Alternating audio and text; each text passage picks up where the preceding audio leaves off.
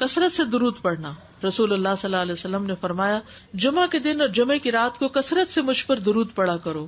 بس جو آدمی مجھ پر ایک دفعہ درود بھیجے گا اللہ اس پر 10 رحمتیں نازل کرے گا. اللہم صلی علی محمد.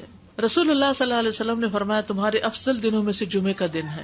اسی دن آدم علیہ السلام پیدا کیے گئے, اسی دن ان کی روح قبض کی گئی, اسی دن سور پھونکا جائے گا اور اس دن سب لوگ بے ہوش ہوں گے. اس لیے اس دن مجھ پر کثرت سے درود بھیجا کرو کیونکہ تمہارا درود مجھ پر پیش کیا جاتا ہے. کہتے ہیں لوگوں نے پوچھا یا رسول اللہ ہمارا درود آپ پر کس طرح پیش کیا جائے گا جبکہ آپ کا جسم بوسیدہ ہو چکا ہوگا؟ تو آپ نے فرمایا بے شک اللہ عز و جل نے انبیاء کے جسموں کو زمین پر حرام کر دیا ہے, یعنی فرشتوں کے ذریعے آپ تک درود پہنچایا جاتا ہے. انبیاء کے جسموں کو مٹی نہیں کھاتی, صحیح سلامت ہوتے ہیں ان کے جسم. سورۃ الکہف پڑھنا. نبی صلی اللہ علیہ وسلم نے فرمایا جو شخص جمعہ کے دن سورۃ الکہف پڑھتا ہے تو اس کے لیے دوسرے جمعے تک نور روشن رہتا ہے. غسل کرنا. ہر بالغ پر جمعہ کے لیے جانا ضروری ہے اور ہر وہ شخص جس پر جمعہ کے لیے جانا ضروری ہے اس پر غسل ہے, یعنی اس کو لازمی غسل کرنا چاہیے الا یہ کہ کوئی مجبوری ہو. تو آپ اپنا اسکیجول اس طرح بنائیں نا کہ جیسے اگر آپ ہر روز نہاتے ہیں پھر تو کوئی مسئلہ نہیں, لیکن اگر آپ ایک دن چھوڑ کے ایک دن نہاتے ہیں تو آپ پھر اس طرح اسکیجول کریں کہ جیسے آپ منڈے کو نہائے, پھر وینسڈے کو نہائے, پھر جمعے کو نہائے, پھر آپ سیٹرڈے سنڈے اگر نہیں بھی نہاتے پھر منڈے. تو اس طرح آپ جمعے کو مس نہیں کریں گے. یہ نہیں کہ جمعرات کو نہا کے جمعہ کو چھوڑ دیا یا جمعہ چھوڑ کے ہفتے کو نہائے, ایسا نہیں کرنا چاہیے. علماء نے غسل کے حکم کے بارے میں اختلاف کیا. بعض تو کہتے ہیں یہ واجب ہے, یعنی فرض کے درجے میں ہے, اور جمہور علماء یہ کہتے ہیں کہ مستحب ہے, پسندیدہ ہے, افضل عمل ہے. حدیث میں آتا ہے جس نے جمعے کے دن وضو کیا اس نے اچھا کیا, اور جس نے غسل کیا تو یہ افضل ہے. صفائی میں مبالغہ ہوتی ہے نا, ویکلی صفائی آپ کو کرنی ہوتی ہے, یعنی جیسے ناخن وغیرہ کاٹتے ہیں یا پھر اپنے زائد بال وغیرہ اتارتے ہیں, تو یہ سب چیزیں اگر جمعے کے دن ہو تو زیادہ بہتر ہے. نبی صلی اللہ علیہ وسلم نے فرمایا جو شخص جمعے کے دن اچھی طرح غسل کرے, اچھی طرح سنوار کر وضو کرے, اپنے بہترین لباس میں سے پہنے, یعنی جمعے کے دن باقی دنوں کی نسبت اچھا لباس پہنے, اللہ نے اس کی قسمت میں گھر والوں کی جو خوشبو لکھی ہو وہ لگا لے, یعنی گھر میں جو بھی خوشبو ہے, پھر جمعہ پڑھنے آئے تو لغو کام نہ کرے, 2 آدمیوں کے درمیان جدائی نہ کرے, یعنی 2 لوگ بیٹھے ان کے بیچ میں گھس کے بیٹھ جائے. اس جمعے اور دوسرے جمعے کے درمیان کے پورے ہفتے کے گناہ معاف کر دیے جاتے ہیں. پھر مسواک کرنا. جمعے کی سنتیں بتاتے ہوئے آپ نے فرمایا اور تم پر مسواک کرنا لازم ہے. اچھا لباس پہننا. نبی صلی اللہ علیہ وسلم نے فرمایا اگر ممکن ہو تو جمعہ کے لیے اپنے کام کاج کے کپڑوں کے علاوہ 2 کپڑے اور بنا رکھنے میں کیا حرج ہے. اسپیشل ڈریس رکھے جو جمعے کو ہی پہن لیں. خوشبو لگانا, یعنی خوشبو لگائے, حدیث میں آتا ہے چاہے وہ عورت کی خوشبو سے ہو, یعنی آپ کی اپنی نہیں, بیوی کی خوشبو پڑی ہو وہی لگا لو, لیکن لگاؤ. تیل لگانا. جو شخص جمعہ کے دن غسل کرے اور جس قدر ممکن ہو پاکیزگی حاصل کرے اور اپنے تیل میں سے تیل لگائے یا اپنے گھر کی خوشبو میں سے خوشبو لگائے. پھر نکلے کہ 2 آدمیوں کے درمیان تفریق نہ کرے, جتنی مقدرہ نماز پڑھ لے, اور جب امام بات کرے تو خاموش رہے. اس جمعے سے لے کر دوسرے جمعے تک اس کے گناہ بخش دیے جاتے ہیں. جمعہ کا وقت. سورج ڈھلتے ہی جمعہ پڑھنا. سورج ڈھلتے ہی جمعہ پڑھنا. اول وقت جمعہ پڑھنا, بہت لیٹ نہیں کرنا چاہیے. ایاس بن سلمہ بن اکوع اپنے والد سے روایت کرتے ہیں, انہوں نے کہا کہ ہم رسول اللہ صلی اللہ علیہ وسلم کے ساتھ جمعے کی نماز پڑھ کر واپس لوٹتے تھے تو دیواروں کا سایہ اتنا نہیں ہوتا تھا کہ ان سے اپنے آپ کو سایہ مہیا کیا جا سکے, یعنی ابھی سورج بہت تھوڑا ڈھلا ہوتا تھا. ہاں, گرمی کی شدت میں تاخیر کی اجازت ہے. مسجد میں داخلہ. مسجد کی طرف جلدی نکلنا. تحیت المسجد ادا کرنا. عمر بن دینار کہتے ہیں انہوں نے جابر رضی اللہ عنہ کو کہتے ہوئے سنا کہ ایک شخص جمعہ کے دن مسجد میں داخل ہوا اس حال میں کہ نبی صلی اللہ علیہ وسلم خطبہ دے رہے تھے. تو آپ نے فرمایا کیا تم نے نماز پڑھی؟ اس نے کہا نہیں. تو آپ نے فرمایا کھڑے ہو 2 رکعتیں پڑھو. اب یہ بڑا اہم مسئلہ ہے, مسجد میں داخل ہو چاہے خطبہ ہو رہا ہو 2 رکعت پڑھے بغیر نہ بیٹھو, ٹھیک ہے. اور یہ کیا ہے؟ دراصل تحیت المسجد. یہ جمعے کی سنتیں نہیں ہیں, یہ کیا ہے؟ تحیت المسجد ہے, اور مختصر پڑھی جائیں. یعنی امام جب خطبہ دے رہا ہو تو چاہیے کہ 2 رکعتیں پڑھے اور دونوں میں اختصار کرے. نماز سے قبل ہلکا بنانے کی ممانعت. مثلا آپ جلدی چلے گئے تو یہ نہیں کہ ایک گروپ بنا کے آپس میں گپ شپ شروع کر دیں, نہیں, سیدھے ہی لائنوں میں بیٹھیے. انتظار کا وقت کیسے گزاریں گے؟ نفل پڑھ کے بیٹھ گئے, ذکر اذکار کریں, قبلے کی طرف رخ کر کے لائنوں میں بیٹھے. ہلکا نہیں بنائے, بیٹھ کے خرید و فروخت نہیں کریں. تاخیر سے آنے پہ گردنیں پھلانگ کے نہ آگے جائیں.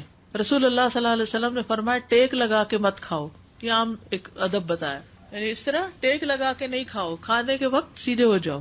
چھنے ہوئے آٹے کی روٹی نہ کھاؤ, میدا. مسجد میں کوئی جگہ مقرر نہ کرو کہ یہ میری جگہ ہے, آپ کیوں آج یہاں کھڑی ہو گئی, کہ تم اسی میں ہی نماز پڑھو. کچھ لوگ ہوتے ہیں نا آ کے مخصوص جگہ ہی پڑھتے ہیں، اگر کوئی اور وہاں ڈسٹرب ہو جاتے ہیں. اور جمعہ کے دن لوگوں کی گردنیں نہ پھلانگو، ورنہ اللہ تمہیں قیامت کے دن لوگوں کے لیے پل بنا دے گا. کیونکہ بہت اذیت کی بات ہے نا، بیٹھے ہیں لوگ باقاعدہ بعض اوقات کندھوں پہ ہاتھ رکھ کے اس کو تنگ کر اس کو تنگ کر، تو یہ نہیں کرنا چاہیے. اگر آپ کو اٹھنا بھی پڑ گیا بیچ میں تو واپسی پہ پیچھے کھڑے ہو جائیے، اگلی لائن مل جائے گی. جی یہ تو بہت ضروری بات آپ نے کی کہ جب لوگ مسجد آئے تو پہلی صف میں بیٹھے، یعنی پہلی چھوڑ کے آخری میں بیٹھ جائیں اور پھر لوگ ان کی گردنیں پلانگتے رہیں، دوسروں کے لیے فتنہ بننا. جابر بن عبداللہ رضی اللہ عنہ سے روایت ہے کہ جمعے کے دن رسول اللہ صلی اللہ علیہ وسلم خطبہ ارشاد فرما رہے تھے کہ ایک آدمی مسجد میں داخل ہوا، وہ قریب آ کر بیٹھنے کے لیے لوگوں کے اوپر سے گزرنے لگا. رسول اللہ صلی اللہ علیہ وسلم نے فرمایا بیٹھ جاؤ، تحقیق تم نے لوگوں کو تکلیف پہنچائی اور دیر سے آئے. یہ عربی کے الفاظ بڑے خوبصورت ہیں. اجلس فقد آذیت و آنیت، کتنی جامع زبان ہے یہ. اجلس فقد آذیت، تو نے اذیت دی، و آنیت، اور دیر سے آئے. تو اس سے منع کیا گیا. کسی کو اس کی جگہ سے نہ اٹھانا. جابر رضی اللہ عنہ نبی صلی اللہ علیہ وسلم سے روایت کرتے ہیں، آپ نے فرمایا تم میں سے کوئی شخص جمعہ کے دن اپنے بھائی کو کھڑا نہ کرے کہ پھر دوسری طرف سے آ کر اس کی جگہ پہ خود بیٹھ جائے، بلکہ جو آئے وہ کہے جگہ کشادہ کرو، ہمارے لیے بھی جگہ بناؤ، یہ کہے. خطبہ جمعہ اور اس کے آداب. خطبہ جمعہ کی اہمیت. جب اذان ہو جائے تو کیا کرے انسان؟ مسجد کی طرف دوڑ پڑے. تو مسجد میں جماعت تو نہیں ہو رہی ہوگی، پہلے کیا ہو رہا ہوگا؟ خطبہ ہو رہا ہوگا. امام کے خطبے سے پہلے سلام کرنا. نبی صلی اللہ علیہ وسلم جب ممبر پر چڑھتے تو حاضرین کو السلام علیکم کہتے. امام کا کھڑے ہو کر خطبہ دینا. رسول اللہ صلی اللہ علیہ وسلم کھڑے ہو کر خطبہ دیتے، پھر بیٹھ جاتے، پھر کھڑے ہوتے اور کھڑے ہو کر خطبہ دیتے، یعنی بیچ میں تھوڑا سا بیٹھ بھی جاتے تھے. جس نے تمہیں یہ خبر دی کہ آپ بیٹھ کر خطبہ دیتے تھے تو تحقیق اس نے جھوٹ بولا. بس یقیناً اللہ کی قسم میں نے آپ کے ساتھ 2000 سے زائد نمازیں پڑھی ہیں، یعنی جن میں بہت سے جمعے بھی آئے ہیں، تو ایسا کچھ نہیں. امام کا 2 خطبے دینا، یعنی کھڑے تھے پہلے، پھر ذرا بیٹھ گئے، پھر دوسری دفعہ اٹھے، تو یہ 2 خطبے ہو گئے. مختصر خطبہ دینا. آپ کے خطبات چند کلمات ہوا کرتے تھے، بہت لمبی تقریریں نہیں. آپ کا خطبہ درمیانہ ہوتا تھا.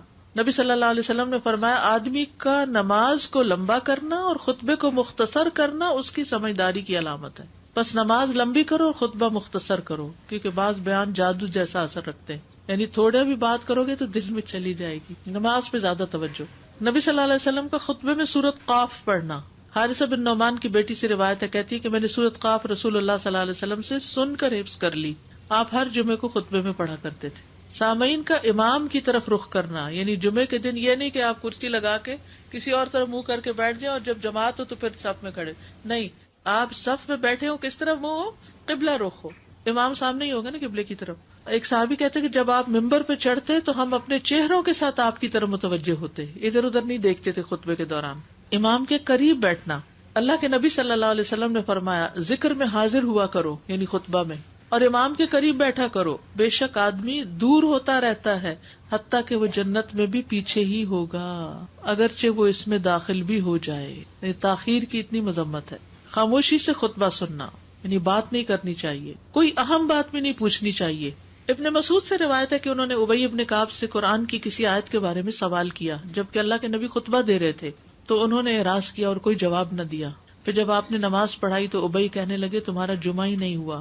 تو ابن مسعود نے رسول اللہ صلی اللہ علیہ وسلم سے پوچھا تو آپ نے فرمایا ابی نے سچ کہا، کوئی بات کرنے کی اجازت نہیں، یہ کہنے کی بھی کہ چپ ہو جاؤ یہ بھی اجازت نہیں. عبداللہ بن مسعود کہتے کہ جب امام جمعہ کے لیے آ گیا پھر تمہارا اپنے ساتھی سے یہ کہنا کہ خاموش رہو لغویت کے لیے کافی ہے. یہ بھی لغو بات ہے.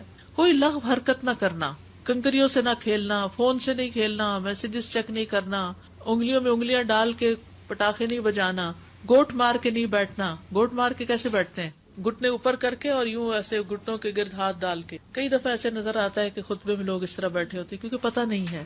یعنی آپ چوکڑی مار سکتے ہیں. آپ سب سے افضل پوزیشن تو یہ ہے کہ جیسے نماز کے اتحیات میں ہم بیٹھتے ہیں، لیکن کچھ لوگ اس طرح بیٹھ نہیں سکتے، چلے کرسی بھی بیٹھ جائیں. اگر کرسی نہیں ہے نیچے بیٹھے ہیں تو چوکڑی مار کے بیٹھ جائیں، ٹانگیں اس طرح پیٹ کے ساتھ لگا کے گھٹنوں پہ ہاتھ کو بل دے کے اس طرح نہیں بیٹھے. اگر مجبوری ہے تو وہ اور بات ہے، لیکن یہ کہ بلا وجہ نہیں کرنا چاہیے کیونکہ ادب کے خلاف ہے.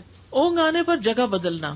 نبی صلی اللہ علیہ وسلم نے فرمایا اگر جمعہ کے دن کسی کو مسجد میں اونگ آنے لگے تو اپنی اس جگہ کو دوسری جگہ سے بدل لے. کہ بعض اوقات ایسا ہوتا ہے نا خطبے کے وقت بڑی سکینت ہوتی اور آخری خطبہ تو آپ نیند میں ہی سنتے ہیں. نماز جمعہ کی رکعت 2 رکعت ہے فرض بس.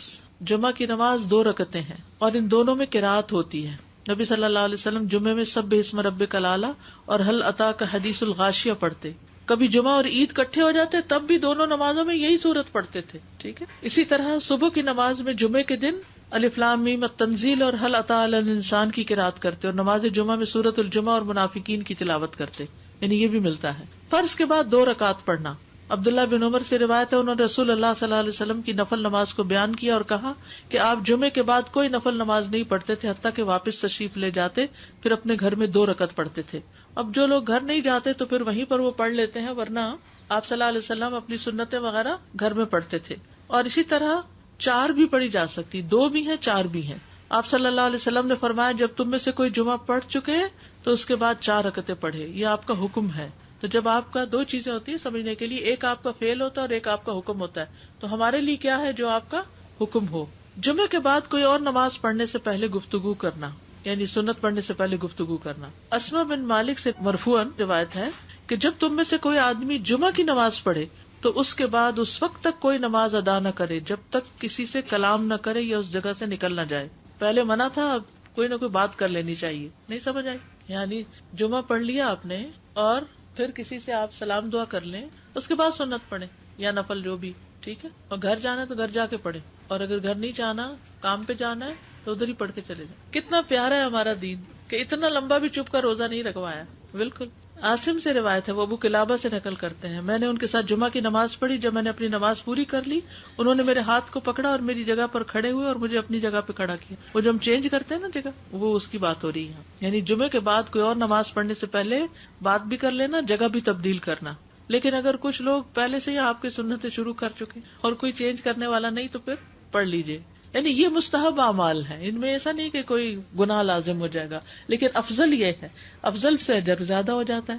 جمعہ کے دیگر احکام. 1 رکعت پانے پر بھی جمعہ ادا ہو جاتا ہے. یعنی اگر کسی کو رش مل گیا، پارکنگ نہیں ملی اور 1 رکعت میں بھی پہنچ گیا تو جمعہ ہو گیا. امام سے دعا کا کہنا. انس کہتے ہیں کہ ایک سال نبی صلی اللہ علیہ وسلم کے عہد میں لوگ قحط میں مبتلا ہوئے. جمعہ کے دن میں نبی صلی اللہ علیہ وسلم کے خطبہ پڑھنے کے دوران میں ایک اعرابی کھڑا ہو گیا. کہا یا رسول اللہ، مال تباہ ہو گئے، بچے بھوکے مرنے لگے، اس لیے آپ اللہ سے ہمارے حق میں دعا کیجیے. آپ نے اپنے دونوں ہاتھ اٹھائے. اس وقت آسمان پر بادل کا ایک ٹکڑا بھی نہیں تھا. قسم ہے اس ذات کی جس کے ہاتھ میں میری جان. آپ نے ہاتھ اٹھائے بھی نہیں تھے کہ پہاڑوں کی طرح بادل کے بڑے بڑے ٹکڑے امڑ آئے. یہ معجزہ ہے آپ کا. آپ کی دعا قبول ہو گئی. پھر آپ ممبر سے ابھی اترے نہیں تھے کہ میں نے آپ کی داڑھی پر بارش کے قطروں کو ٹپکتے ہوئے دیکھا. اس دن خوب بارش ہوئی. پھر دوسرے دن، تیسرے، چوتھے، حتیٰ کہ دوسرے جمعے تک سلسلہ جاری رہا. دوسرے جمعے وہی اعرابی یا کوئی اور کھڑا ہو گیا اور کہا یا رسول اللہ، چھتیں گر گئی، مال ڈوب گیا، اس لیے آپ ہمارے لیے اللہ سے دعا کیجیے. چنانچہ آپ نے اپنے دونوں ہاتھ اٹھائے اور فرمایا اے میرے اللہ، ہمارے ارد گرد برسا، ہم پر نہ برسا. اور بدلی کے جس طرف اشارہ کرتے وہ بدلی ہٹتی جاتی اور مدینہ ایک حوض کی طرح ہو گیا. وادی کنات 1 مہینے تک بہتا رہا. جو شخص بھی کسی علاقے سے آتا تو اس پر بارش کا حال بیان کرتا. جیسے ہوتا ہے نا کوئی فلڈ آ جائے یا کچھ ہریکین تو پھر ہر کوئی موضوع گفتگو ہو جاتا ہے. جمعہ کے بعد قیلولہ کرنا. انس کہتے ہیں کہ ہم لوگ جمعہ کے دن سویرے نکلتے اور جمعہ کی نماز کے بعد قیلولہ کرتے تھے. جمعہ کے بعد کھانا کھانا. سہل کہتے ہیں کہ ہم نہ تو قیلولہ کرتے نہ دوپہر کا کھانا کھاتے مگر جمعے کے بعد. لنچ کب ہے؟ جمعے کے بعد. جمعے کو قیام و سیام کے لیے خاص کرنے کی ممانعت ہے. یعنی اس دن کی رات کو شب جمعہ منانا کہ اس رات پوری عبادت کریں گے، یہ سنت سے ثابت نہیں. ٹھیک ہے. اور دن کو روزے کے لیے خاص کرنا یہ بھی سنت سے ثابت نہیں. اللہ ہی کہ کوئی معمول کا روزہ رکھتا ہے، یعنی ایام 20 کا روزہ ہے تو وہ اور بات ہے. ابو ہریرہ سے روایت ہے کہ میں نے رسول اللہ صلی اللہ علیہ وسلم کو فرماتے ہوئے سنا، تم میں سے کوئی شخص جمعہ کے دن روزہ نہ رکھے مگر یہ کہ اس کے 1 دن پہلے یا اس کے بعد کا دن ملا کر روزہ رکھے. جمعہ کے دن خرید و فروخت کی ممانعت ہے. جمعہ کے دن جب نماز کے لیے پکارا جائے تو اس وقت اللہ نے خرید و فروخت سے منع کیا ہے. وَذَرُوا الْبَيْعَ، اس دن کاروبار حرام ہے. اور یہ جمعے کی دوسری اذان کے ساتھ تعلق رکھتا ہے. یعنی صبح صبح کام کر سکتے ہیں لیکن اذان ہوتے ہی چھوڑ دیں اور جب پھر جمعہ سے فارغ ہو جائیں تو دوبارہ دکان پہ جا کے بیٹھ جائیں. جابر بن عبداللہ کہتے ہیں کہ نبی صلی اللہ علیہ وسلم جمعہ کے دن خطبہ ارشاد فرما رہے تھے کہ مدینہ میں ایک تجارتی قافلہ آیا. رسول اللہ صلی اللہ علیہ وسلم کے صحابہ اس کی طرف لپک پڑے اور آپ کے پاس مسجد میں صرف 12 آدمی بچے. تو رسول اللہ صلی اللہ علیہ وسلم نے یہ سورت دیکھ کر فرمایا اس ذات کی قسم جس کے ہاتھ میں میری جان ہے. اگر تم سارے کے سارے چلے جاتے اور کوئی بھی باقی نہ بچتا تو اس وادی میں آگ بہہ پڑتی. یعنی اتنا بڑا جرم ہے یہ. پھر یہ آیت نازل ہوئی وَإِذَا رَأَوْا تِجَارَةً أَوْ لَهْوًا انفضوا إِلَيْهَا وَتَرَكُوكَ قَائِمًا. جب وہ کوئی سودا بکتا دیکھیں یا کوئی تماشا نظر آ جائے تو اس کی طرف دوڑ جاتے ہیں اور آپ کو کھڑا ہی چھوڑ دیتے ہیں. راوی کہتے ہیں جو 12 آدمی رسول اللہ صلی اللہ علیہ وسلم کے ساتھ رہے ان میں ابو بکر اور عمر رضی اللہ عنہ بھی شامل تھے.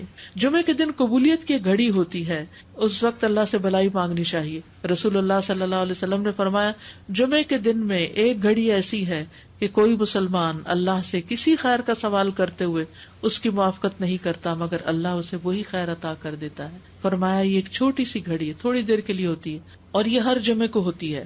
ٹھیک ہے, اور خصوصاً نماز میں بھی اگر کوئی دعا کر رہا ہوتا ہے نا انسان تو وہ بھی قبول ہو جاتی ہے. نماز میں دعا کہاں ہوتی ہے؟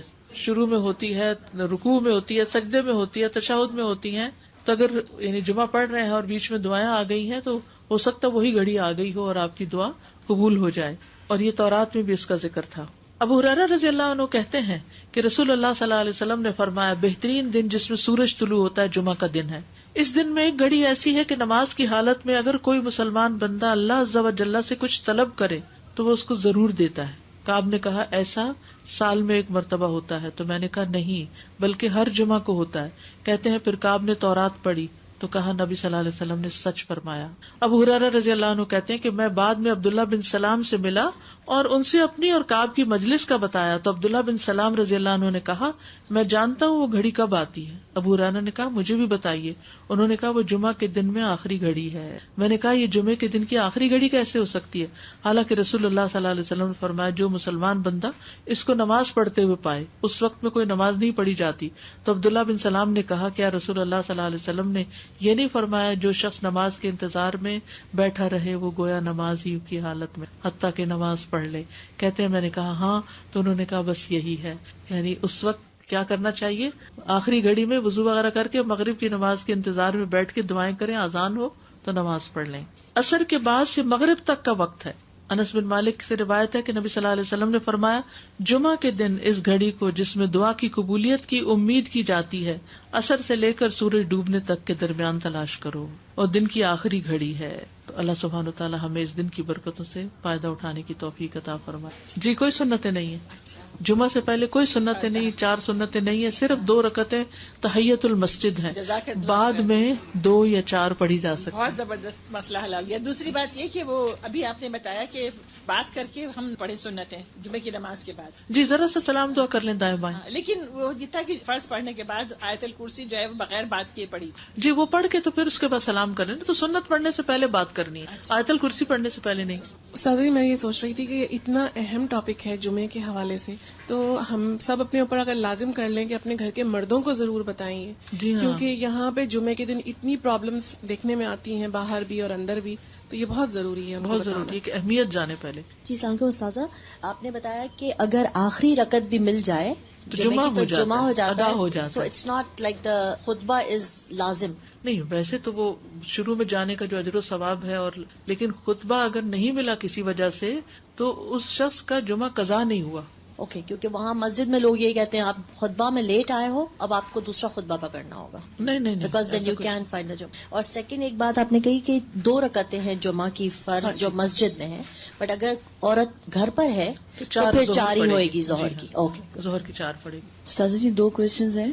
ایک یہ کہ جب خطبہ ختم ہوتا ہے اور جب نماز کے لیے کھڑے ہوتے ہیں تو وہ اس وقت بھی خاموشی ہونی چاہیے, جیسے لوگ کہتے ہیں صف جوڑ لیں یا آگے آ جائیں, تو اس وقت بھی بات کی خاموشی. بالکل استاذہ بعض لوگ آپ خاموش رہتے ہیں لیکن لوگ آ کے آپ کو یا تو اشارے سے سلام کرتے ہیں یا پھر ہاتھ ملانا چاہتے ہیں, نظریں جھکا لیں. اسے ہاتھ بھی نہیں ملانا چاہیے. ہاتھ ملا لیں لیکن نظریں جھکا لیں تاکہ بات نہ کریں, کیونکہ آپ کو پتا ان کو نہیں پتا تو پھر بد اخلاقی بھی لگتی ہے کہ وہ بول رہے ہیں اور آپ کچھ نہیں کہہ رہے. جزاک اللہ خیر. یعنی اپنے عمل سے بتا دیں کہ بولنا نہیں. جی السلام علیکم رحمۃ اللہ وبرکاتہ.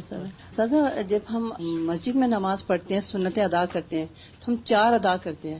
سننے میں یہ آتا ہے کہ اگر ہم گھر آ کے ادا کریں گے تو 2 ادا کریں گے, کیا یہ صحیح بات ہے؟ نبی صلی اللہ علیہ وسلم چونکہ گھر جا کے 2 پڑھا کرتے تھے لیکن آپ نے ہمیں 4 ادا کرنے کا حکم دیا ہے تو اس لیے 4 بھی ادا کر سکتے ہیں. جی جزاک اللہ خیر. وہی آپ کسی کو بتانے کی ضرورت پڑ جائے تو سب سے پہلی بات تو یہ کہ صاحب معاملہ خود استخارہ کرے. جی ہاں. دوسری بات یہ کہ مکروہ اوقات کے علاوہ 2 رکعت نفل کبھی بھی پڑھ سکتا ہے. جی ہاں. دوسری بات یہ سورہ فاتحہ اور قرآن کی کوئی بھی سورت ٹھیک ہے. پھر ایک سے زیادہ مرتبہ بھی کر سکتے ہیں. ٹھیک ہے. پھر یہ کہ خواب یا کسی اشارے کا انتظار کوئی حقیقت نہیں. ٹھیک ہے.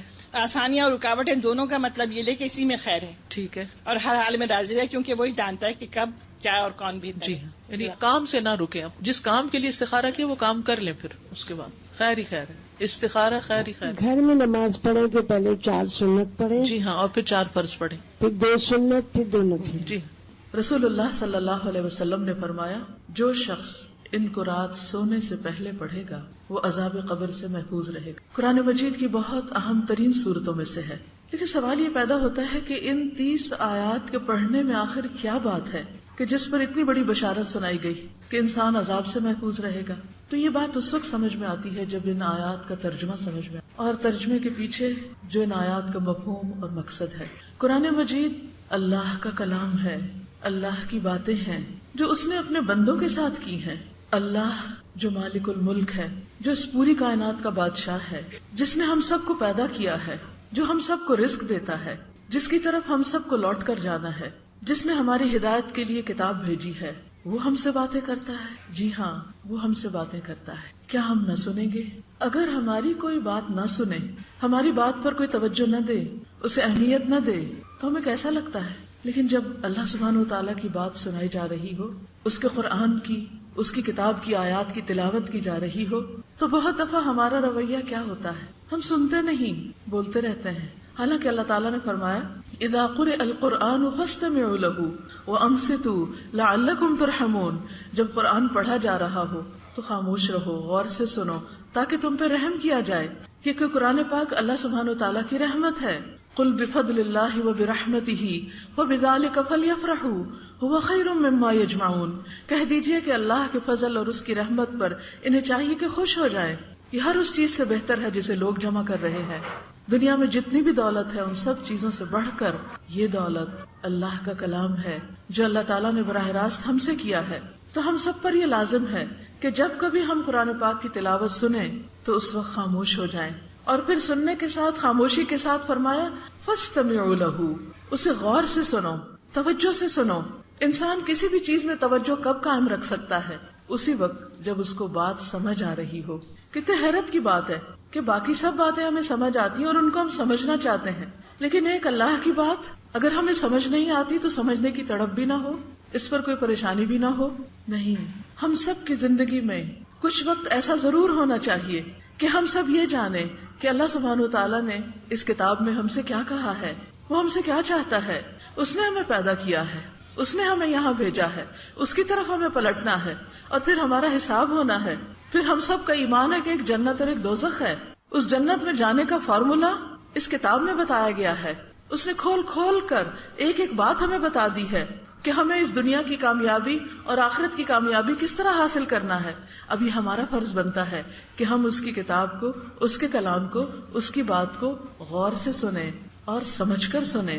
الحمدللہ یہاں 100% پڑھے لکھے لوگ ہیں اور ہائیلی کوالیفائڈ لوگ موجود ہیں، لیکن ہماری یہ کوالیفیکیشن اسی وقت کمپلیٹ کوالیفیکیشن ہوگی جب ہمیں اللہ کی کتاب سمجھ آئے گی. دنیا میں ہم سب نے بہت سی کتابیں پڑھی، بہت سے لوگ کتابی کیڑا بھی ہوتے ہیں، ایک ایک کتاب کو چاٹ جاتے ہیں. بعض لوگ مسلسل پڑھتے ہیں، اگرچہ اوور آل اب پڑھنے کا شوق ختم ہوتا چلا جا رہا ہے، لیکن پھر بھی الحمدللہ بہت سے لوگ بہت کچھ پڑھتے رہتے ہیں. یہاں پر آپ کالج تک پہنچتے ہوئے کم از کم 10-12 سال تو آپ نے پڑھا، اور اس دوران بے شمار کتابیں پڑھی ہوں گی، اپنی اسائنمنٹس کے لیے، ریسرچ کے لیے اور بھی زیادہ پڑھی ہوں گی. جب ہم اللہ تعالیٰ کے پاس واپس پہنچیں گے اور اگر اس نے ہم سے یہ پوچھا کہ اتنی کتابیں پڑھی تھی، میری کتاب کیوں نہ پڑھی، کیا ہم یہ کہہ سکیں گے کہ اللہ تعالیٰ ہمارے پاس وقت نہیں تھا؟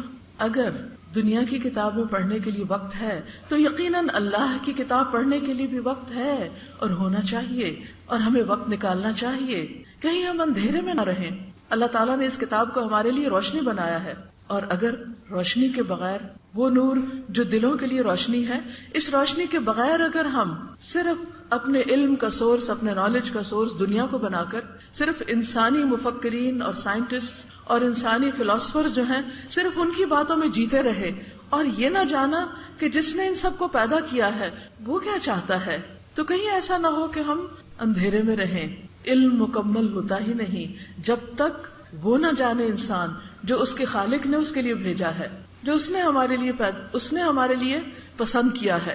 اس وقت جو آیات میں نے آپ کے سامنے پلے کی ہیں، جو سنائی ہیں آپ کو، ان میں ہمیں مقصد زندگی بتایا گیا ہے. اللہ سبحانہ وتعالیٰ فرماتے ہیں تبارک الذی بیدہ الملک، بہت بابرکت ہے وہ ہستی، وہ ذات جس کے ہاتھ میں پوری کائنات کی سلطنت ہے، جو ہر چیز کا مالک ہے. وہ صرف اس دنیا کا نہیں، وہ آسمانوں اور آسمانوں سے اوپر جو کچھ ہے، عرش عظیم کا مالک.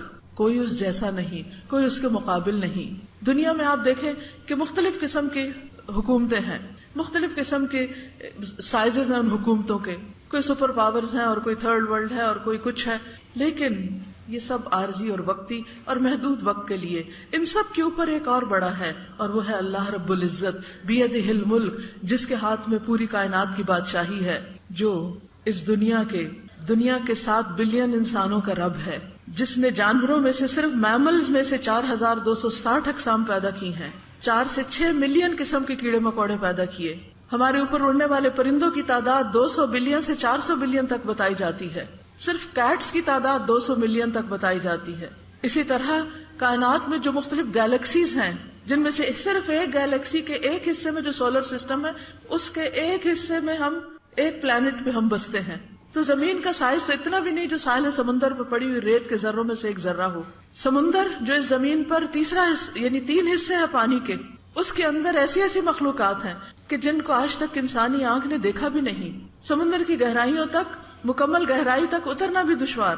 ان سب کو کس نے پیدا کیا؟ اسی رب نے. بیدہ الملک، جس کے ہاتھ میں پوری کائنات کی بادشاہت ہے.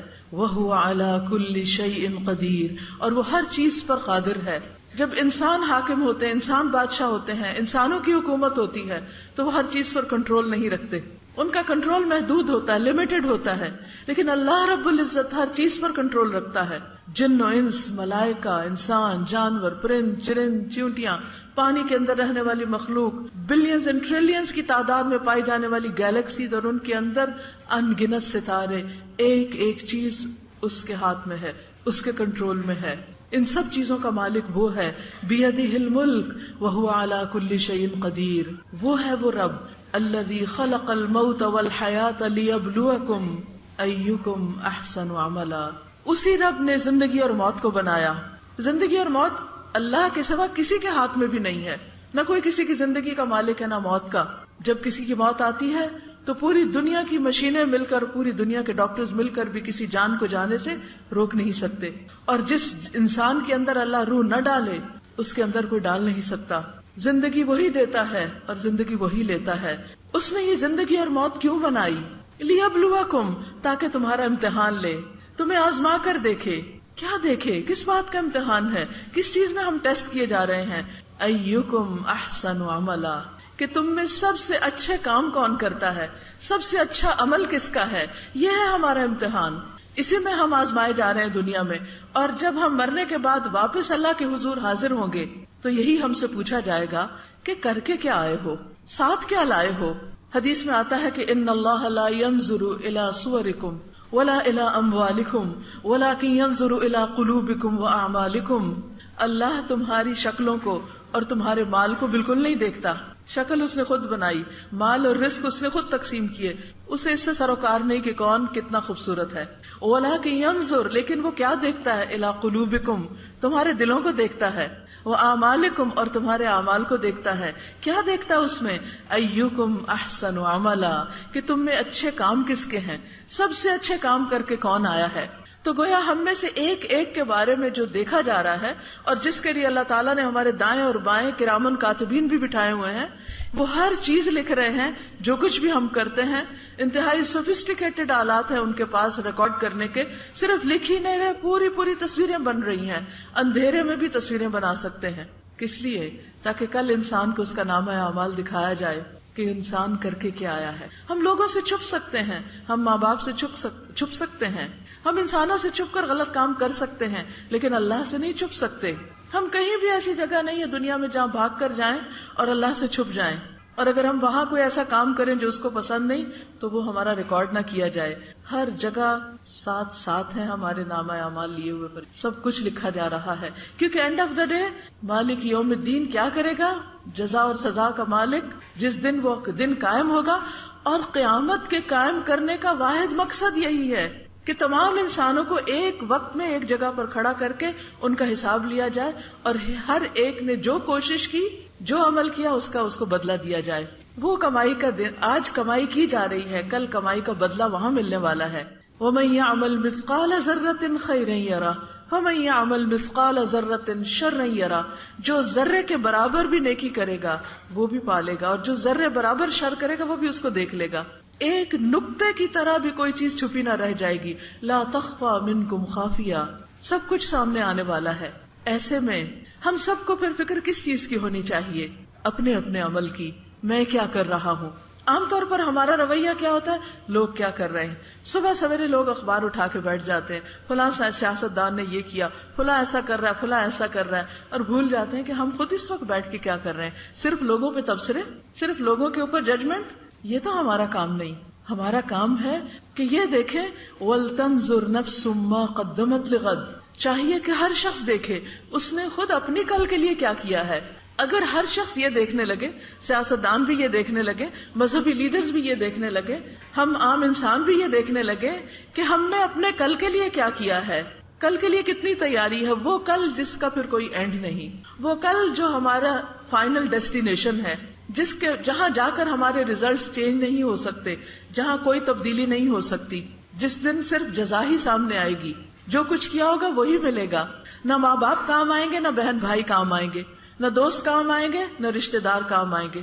لا یجزی والد عن ولدہ شیئا. والد اپنے بچے کے کام نہیں آئے گا.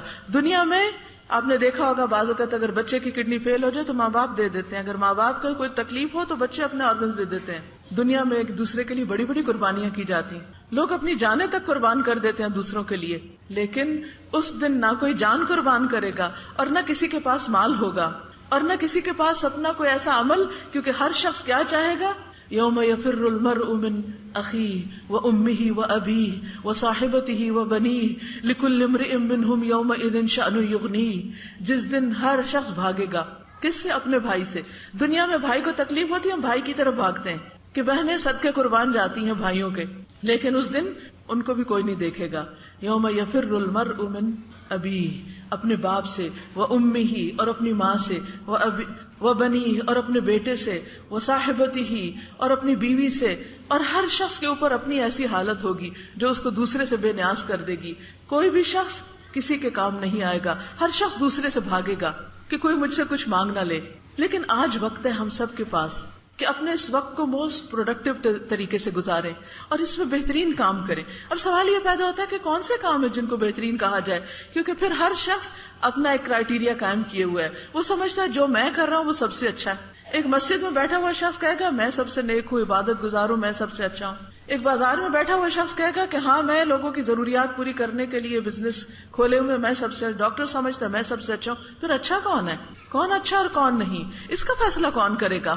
اس کا فیصلہ بھی میں اور آپ اپنی عقل سے نہیں کر سکتے. صرف ٹھیک ہے اللہ نے عقل ہمیں دی ہے تمیز کرنے کے لیے اچھے اور برے میں، لیکن عقل جو ہے وہ وحی کے تابع ہے، اور وحی ہمیں کیا بتاتی ہے؟ اللہ سبحانہ وتعالیٰ کی طرف سے کیا آیا ہے، اچھا کیا ہے؟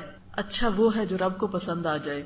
اگر کوئی بھی چیز کتنی بھی بڑی ہو، خواہ آپ ساری رات عبادت میں، نفل میں، نماز میں کھڑے رہیں، لیکن آپ کے اندر یہ خواہش ہو کہ لوگوں کو پتہ چل جائے اور لوگ خوش ہو جائے اور سمجھے کہ یہ کتنا عبادت گزار ہے، اللہ تعالیٰ ایسے عمل کو ریجیکٹ کرتا ہے. یہ عبادت میرے لیے ہے، یہ تو لوگوں کے لیے ہے، لوگوں کو خوش کرنے کے لیے تم کر رہے، شہرت کمانے کے لیے کر رہے ہو، لہٰذا ایسا عمل ریجیکٹڈ ہے.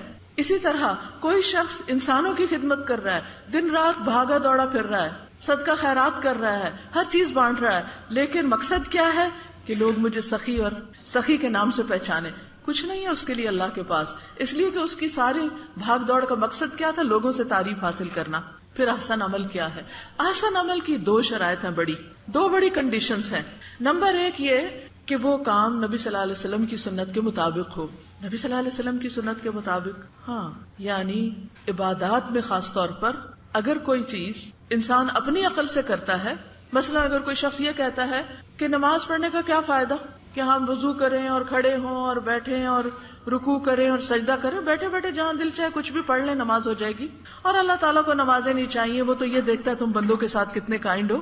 اگر کوئی شخص صرف اتنی بات کہتا ہے تو یہ اس نے ایک خود سے ہی دین بنا لیا. دیکھا یہ جائے گا کہ نبی صلی اللہ علیہ وسلم نے نماز کے بارے میں کیا کہا ہے. آپ نے تو بتایا کہ قیامت کے دن سب سے پہلا سوال ہی اس کے بارے میں ہوگا. پھر آپ نے خود فرمایا سلو کما رأیتمونی اصلی، نماز ایسے پڑھو جیسے میں پڑھتا ہوں.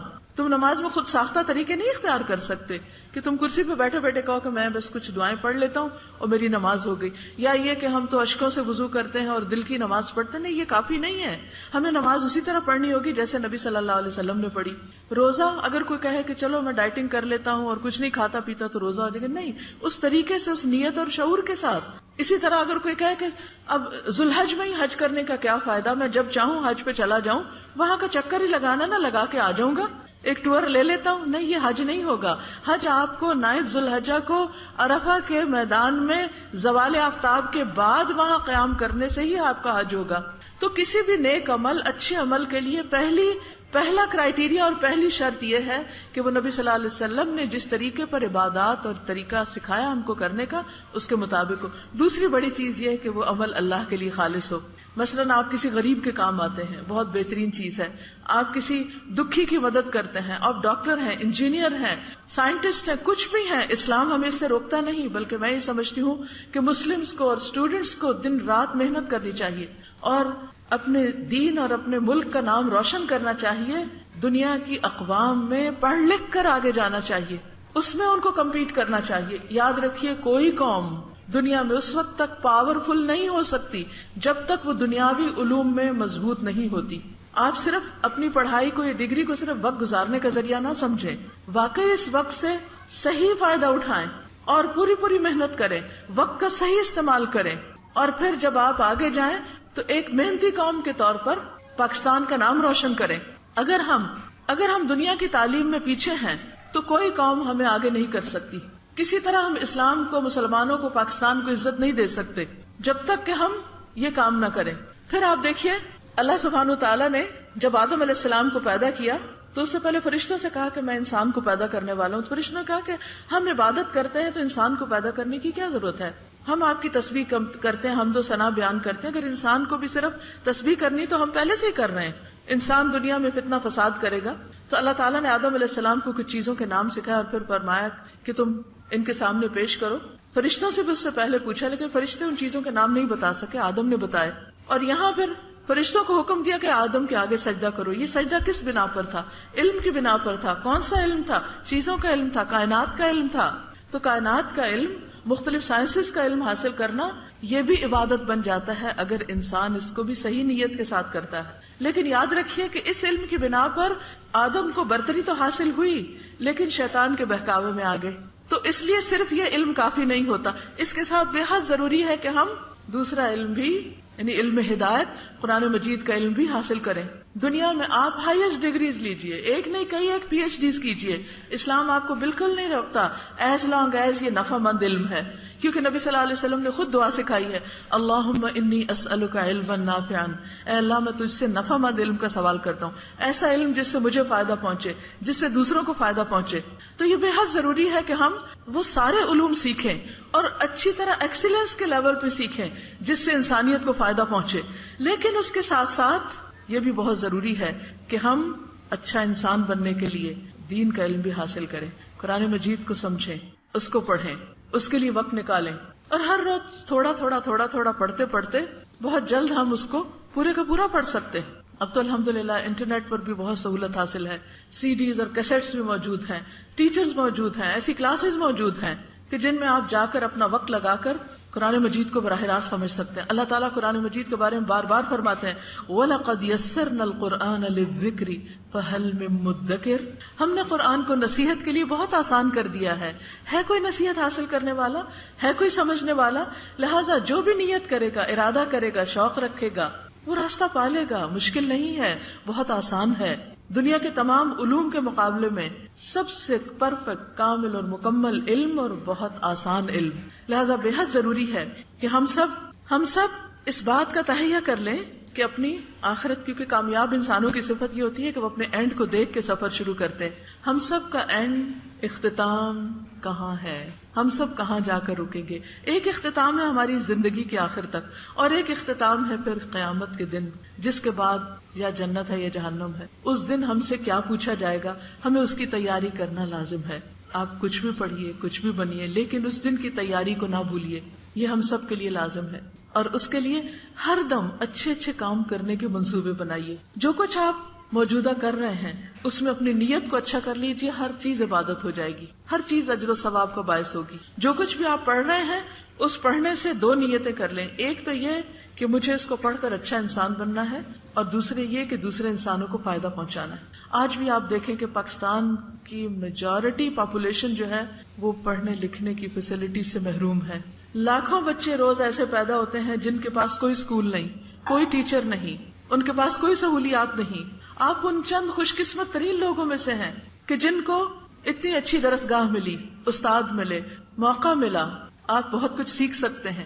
ان کے بارے میں سوچئے جن کے پاس ایسی کوئی فیسلٹی نہیں. اگر ہم میں سے ہر طالب علم یہ تہیہ کر لے کہ وہ صرف نبی صلی اللہ علیہ وسلم کی اس سنت پر عمل کرتے ہوئے, جو جنگ بدر کے قیدیوں کو آپ نے کہا تھا کہ ہمارے 10 بچے پڑھا دو, حالانکہ وہ نان مسلمز تھے, ان کو بھی آپ نے آفر کی کہ آپ کا سارا جو فدیہ ہے وہ معاف ہو جائے گا اگر تم ہمارے 10 بچے پڑھا دو گے. اگر آپ میں سے ہر اسٹوڈنٹ اس کالج کی, صرف اس کالج کی, جبکہ اور سینکڑوں کالج موجود ہیں, صرف اگر آپ بھی یہ تہیہ کر لیں کہ ہم اپنی زندگی میں 10 ان پڑھ بچوں کو پڑھا دیں گے, تو آپ دیکھیے کہ پاکستان علم سے روشن ہو جائے گا, بے شمار لوگوں کو فائدہ پہنچے گا.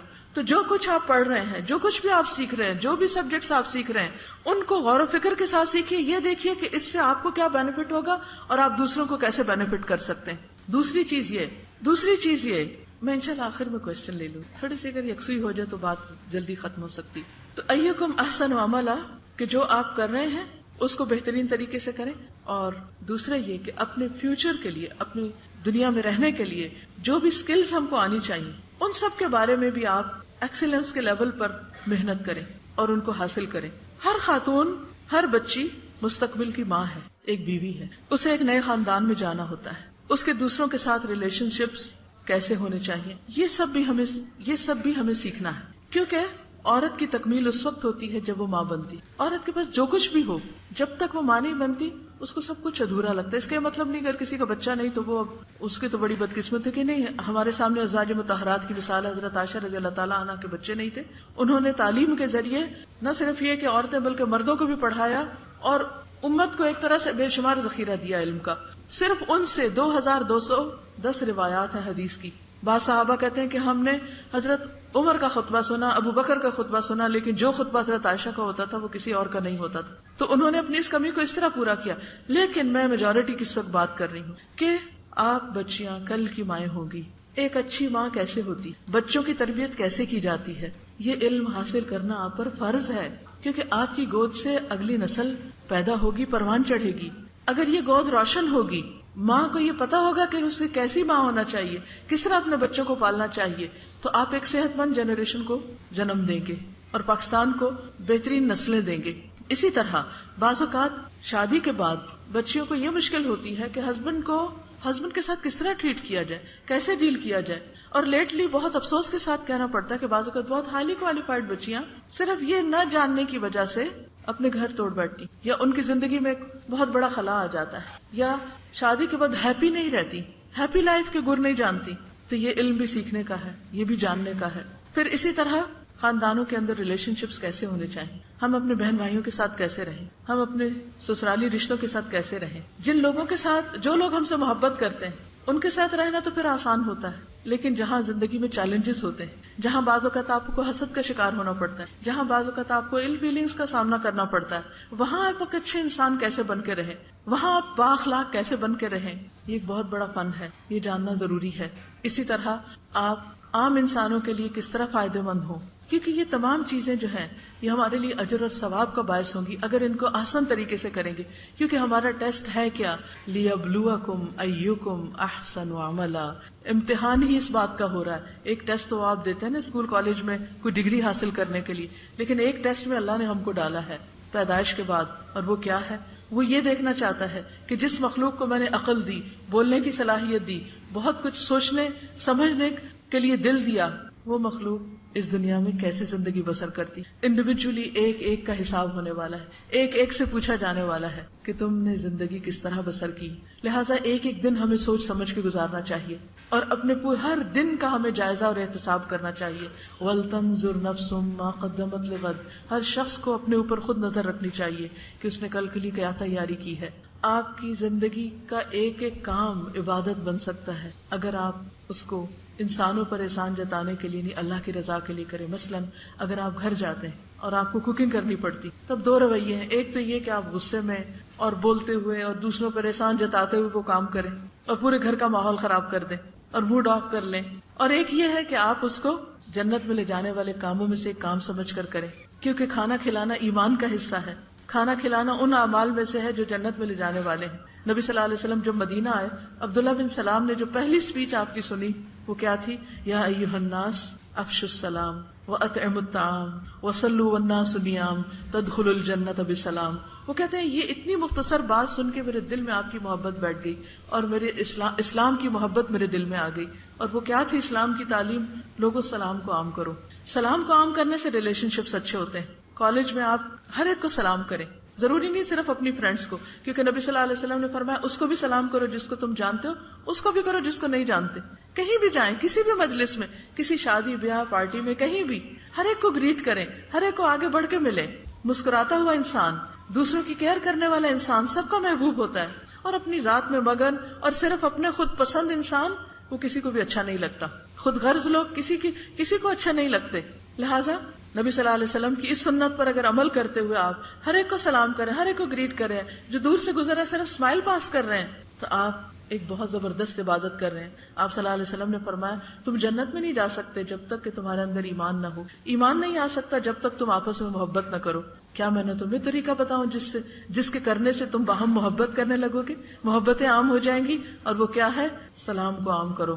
اگر ہم ایک گھر میں رہتے, مثلا سسرالی گھر میں رہتے ہوئے اگر صبح اٹھتے ہی سب کو سلام کر رہے ہوں, سب کا حال پوچھ رہے ہوں, تو سب کے اندر ایک ہیپی ہارمونز آ جائیں گے, سب چمک اٹھیں گے, سب کے اندر ایک اچھا دن کا آغاز ہوگا اور سب کے ریلیشن شپس اچھے ہوں گے. لیکن ایک اٹھا ہے, غصے سے اس کو دیکھ رہا ہے, وہ اس کو منہ بسور کے دیکھ رہا ہے, تو سب کے موڈ آف ہے. کیا ہوا؟ روشن گھر بھی اندھیرا لگنے لگتا ہے. تو اس لیے بہت ضروری ہے کہ ہم اپنے گھروں کے اندر اس طرح خوبصورت عادتوں کو رواج دیں کہ گھروں کے اندر ایک خوبصورت زندگی جو ہے وہ ہمارے سامنے آئے. دوسری چیز وَأَطْعِمُوا الطَّعَامَ, کھانا کھلاؤ. کھانا کھلانے کے لیے ضروری نہیں کہ آپ ایک لنگر ہی کھولیں, وہ بھی ضرور اگر کھول سکے تو کھولیں. پچھلے دنوں میں نے جاوید چودھری کا ایک کالم پڑھا تھا, 150 روپے, شاید آپ نے بھی پڑھا, اگر نہیں تو ضرور پڑھیے. بہت ہی زبردست اس نے نقشہ کھینچا تھا کہ اس وقت ہمارے ملک میں جو غریب لوگ ہیں ان کا حال کیا ہے. سردی سے ٹھٹھٹ رہے ہیں لیکن ایک لنڈے کی 100 روپے 150 روپے کی جیکٹ خریدنے کے لیے جیب میں پیسے نہیں. تو انہوں نے ایک سروے کیا تھا جس میں جا کر انہوں نے مختلف لوگوں سے پوچھا کہ ان کے پاس کیا ہے اور کیا نہیں, اور کس طرح وہ سارا دن لنگروں پہ لائن لگا کے کھڑے ہوئے ہیں اور چند چمچ دال ان کو جو ملتی ہے اسی میں جا کے مزید پانی ڈال کے تو اس چند روٹیوں کے ساتھ وہ ان کا ناشتہ ہوتا ہے.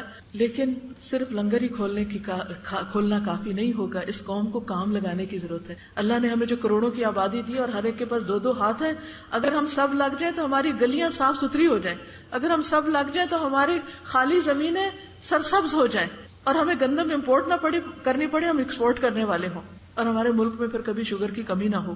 اتنی زمین پیاری اللہ نے ہم کو دی ہے. مجھے دنیا کے بہت سے ممالک میں جانے کا اتفاق ہوا, بہت جگہ کے پھل سبزیاں کھانے کا موقع ملا. بلا مبالغہ کہتی ہوں جو کچھ اللہ نے ہمیں دیا ہے یقین کریں مجھے کہیں نظر نہیں آیا. جو ہمارے پھولوں میں رنگ اور خوشبو ہے, جو ہمارے سیبوں میں ذائقہ اور خوشبو ہے, وہ باہر کے سجے ہوئے پھلوں میں خوشبو نہیں ہے. وہ دیکھنے میں بہت حسین ہے لیکن اس کے اندر وہ ٹیسٹ اور وہ رنگ اور خوشبو نہیں ہے. ہمیں اپنی اس مٹی کی قدر کرنی چاہیے اور اس زمین کو آباد کرنا چاہیے. اللہ نے ہمیں ہاتھ دیے ہیں, اگر ہر بیکار انسان اس کو زمین کو اس کو نرم کر کے اس کے اندر بیج ڈال کے اپنی اپنی کیاریاں اگائے. چائنا میں اگر آپ جائیں آپ کو ایک چپا زمین خالی نہیں ملے گی, کہیں پر بھی ہوگا تو کچھ نہ کچھ اگا دیں گے. امریکہ میں ایک گروپ ہے گرین گروپ, اس کا شوق کیا ہے, وہ ہر وقت وہ کچھ لوگ اکٹھے ہیں, وہ ہر جگہ پودے لگاتے جا رہے ہیں. یہ نہیں کہ صرف ہمارا گھر ہے, وہ کسی کا بھی گھر ہے, کہیں پر بھی جو خالی جگہ دیکھتے ہیں وہاں جا کے پودے اگا دیتے ہیں. رات بھر وہ لوگ جاگتے ہیں, صبح لوگ اٹھتے ہیں اور زمینوں پر نئے پودے لگے ہوئے ہوتے ہیں. آج ہمارے گھروں کے سامنے زمینیں اجڑی پڑی ہیں, کہیں پر ہم سڑکوں پہ جاتے ہیں آس پاس زمینیں بنجر پڑی ہیں. اور خالی لوگ فارغ بیٹھے نظر آتے ہیں، اس قدر تکلیف ہوتی ہے. کوئی ہے جو ان کو کام لگا دے، کوئی ہے جو ان کو راہ دکھا دے، کوئی ہے جو ان کو اس غربت سے نکالے، کوئی ہے جو ان کو ڈائریکشن دے. وہ کون دے گا؟ وہ پڑھا لکھا طبقہ دے گا، وہ آپ لوگ دیں گے. آپ سوچنے والے لوگ ہیں، آپ کو اللہ نے صلاحیتیں دی، آپ کو اللہ نے علم کی طاقت دی ہے، آپ ان لوگوں کی مدد کر سکتے ہیں جن کو یہ ساری نعمتیں نہیں ملی. تو انشاءاللہ جب آپ انسانیت کی خدمت کے جذبے سے باہر نکلیں گے، آپ جب ہر ایک کا بھلا سوچیں گے، ہر ایک کے فائدے کے بن جائیں گے، آپ کی پوری زندگی عبادت بن جائے گی. اور آج آپ کسی کا بھلا کریں گے، کل آپ کا بھلا ہوگا. کل قیامت کے دن یہ سارے پھول اگے ہوئے، یہ سارے پودے آپ کے نامہ اعمال میں نظر آئیں گے، یہ کیاریاں آپ کے لیے لگی ہوئی ہوں گی. لہٰذا بہت ضروری ہے کہ ایک طرف ہم اللہ کا حق ادا کرنے والے ہوں، دوسری طرف ہم بندوں کے خدمت گار ہوں. ہر ایک کے ساتھ احسان کریں، چاہے کوئی ہمارا رشتہ دار ہے یا کوئی بھی جان پہچان کا یا انجان ہے، کوئی بھی، وہ سب ہمارے ہیں. ہم سب ایک انسانی برادری میں آپس میں رشتہ دار ہیں. ہم سب آدم اور حوا کی اولاد ہیں. ہمیں رنگ اور نسل کی بنیادوں پر اپنے آپ کو نہیں بانٹنا، ہمیں کالے گورے کی بنیاد پر نہیں بانٹنا. ہم ایک رشتے میں منسلک ہیں. اس لیے بہت ضروری ہے کہ ہم سب اپنے ہی جیسے، معلوم نہیں ہے میرے دائیں اور بائیں بیٹھے لوگ کس نسب میں کہاں میرے خون کے بھی رشتہ دار بنتے ہیں، کیونکہ اصل ہم سب کی ایک ہے. اس لیے جس سے بھی ملیں محبت سے ملیں، جس سے ملیں اچھے ریلیشن شپ میں. اور اگر اس کی طرف سے ہمیں کوئی تکلیف بھی پہنچے، کوئی ایسا رویہ بھی سامنے ہے جو ہم کو پسند نہیں، تو اس کو معاف کر دیں. معاف کرنے میں بہت بہت برکتیں ہیں. اللہ سبحانہ و تعالیٰ فرماتے ہیں الا تحبون ان یغفر اللہ لکم، کیا تم نہیں چاہتے کہ اللہ تم کو معاف کر دے؟ ہم سے بھی تو غلطیاں ہو جاتی ہیں، ہم سے بھی زیادتیاں ہو جاتی ہیں. تو اپنے دلوں کے بوجھ اتاریے. جنہوں نے ہم سے زیادتی کی ان کو معاف کیجیے، جو ہم سے نہیں بولتے ان سے بولیے، جو ہم کو سلام نہیں کرتے ان کو سلام کیجیے، جو مسکراتے نہیں ان کو مسکرا کے مسکرانا سکھائیے. تو انشاءاللہ آپ کی ساری زندگی عبادت بن جائے گی. اور جس بھی فیلڈ میں ہے، جو بھی سبجیکٹ ہے آپ کا، اس میں زبردست محنت کیجیے. اگر آپ کو لینگویج نہیں آتی، لینگویج پرابلم ہے، تو جن کو لینگویج آتی ہے اسٹوڈینٹس ایک دوسرے کی ہیلپ کریں، آپس میں ایک دوسرے کے مددگار بنے. اور کوئی شخص جو آپ کے انٹریکشن میں آئے کہیں آپ کے فیض سے محروم ہو کر نہ جائے. چھوٹے نہیں بہت بڑے پیمانے پر نیکیاں کرنے کا سوچیے، اور اس کے ساتھ ساتھ ہر دم اپنے رب کو یاد کرتے رہیے. کوئی بھی کام کرنے کا موقع ملے تو دل میں اللہ سے بات کیا کیجیے، الحمدللہ اللہ تیرا شکر، تو نے مجھے توفیق دی، تو نے مجھے راستہ دکھایا، تو نے مجھے موقع دیا. ہمارا دل اللہ کی محبت میں ڈوبا ہو، ہمارا دماغ اچھے منصوبے بنانے میں مشغول ہو، ہماری زبان اللہ کے ذکر میں مشغول ہو، اور ہمارے ہاتھ پاؤں لوگوں کی خدمت میں مشغول ہوں. اور ہم جب اس دنیا سے جائیں تو بعد میں بھی لوگ ہمیں اچھے لفظوں سے یاد کریں، کیونکہ لوگوں کی گواہی ہمارے نامہ اعمال میں لکھی جائے گی. کون کیسا تھا، بعد میں جو کچھ ہمارے بارے میں کہا جائے گا وہ بھی ساتھ لکھا جائے گا. اور جب ہم اللہ کے حضور حاضر ہوں تو اللہ تعالی ہم کو بے حساب بخش دے، بغیر حساب کے بخش دے، اور ہم سے راضی ہو جائے. اللہ کرے کہ ہم اس دنیا میں بھی بھرپور زندگی گزاریں اور آخرت میں بھی بھرپور زندگی گزاریں، کیونکہ اصل گھر وہی ہے. یہ ایک ٹیمپرری فیز ہے، چند دن کے لیے ہیں ہم یہاں. اللہ سبحانہ وتعالیٰ قرآن مجید میں فرماتے ہیں وَإِنَّ الدَّارَ الْآخِرَةَ لَهِيَ الْحَيَوَانُ لَوْ كَانُوا يَعْلَمُونَ، اور آخرت کا گھر وہی دراصل گھر ہے، وہی زندگی ہے. کاش لوگ جانتے ہوتے. ہمیں اس گھر کی تیاری کرنی ہے، اس کے لیے آج کام کرنا ہے، ایک ایک لمحے کو استعمال کرنا ہے. اور ایک ایک لمحے کے استعمال کے لیے اٹھتے بیٹھتے اللہ کا ذکر کرتے رہیے. اللہ بذکر اللہ تطمئن القلوب، اللہ کے ذکر سے دلوں کا اطمینان ہوتا ہے. لہذا سبحان اللہ، الحمدللہ، استغفر اللہ، اللہ اکبر، لا الہ الا اللہ، چھوٹے چھوٹے ذکر اپنی زبان پر، یعنی زبان کو فارغ نہ رہنے دیجیے. جب آپ گھر جا رہے ہوں، گھر سے آ رہے ہوں، راستے میں ہوں، واک کر رہے ہوں، کام کر رہے ہوں، کوکنگ کر رہے ہوں، سرو کر رہے ہوں، جہاں کہیں خاموش ہوں تو اللہ کو یاد کرتے رہے، غور و فکر کرتے رہے، کائنات میں غور و فکر کرتے رہے، ایک خوشحال خوش بھرپور زندگی گزارے. اللہ تعالیٰ آپ سب کا حامی و ناصر ہو. اس موقع پر آپ سب کے لیے میں اپنی ایک لیکچر کا کیسٹ گفٹ کے طور پر لائی تھی. آپ خود بھی سنیے، اوروں کو بھی سنوائیے. اللہ تعالیٰ آپ سب سے راضی ہو. اور میں کالج کی انتظامیہ اور شہر کی انتظامیہ اور سٹاف اور آپ سب کی بہت شکر گزار ہوں کہ آپ نے ملاقات کا موقع دیا. اللہ کرے کہ ہماری آج کی محفل ہماری زندگی میں ایک ٹرننگ پوائنٹ ہو اور ہم آج سے زیادہ بہتر اور مفید انسان بن کر زندگی بسر کریں. اور میں امید رکھتی ہوں کہ آپ جلد سورۃ الملک رات کو پڑھنا بھی شروع کریں گے اور اس کا معنی بھی خوب اچھی طرح یاد کر لیں گے. تبارک الذی بیدہ الملک وہو علی کل شیء قدیر الذی خلق الموت والحیاۃ لیبلوکم ایکم احسن عملا ایکم احسن عملا.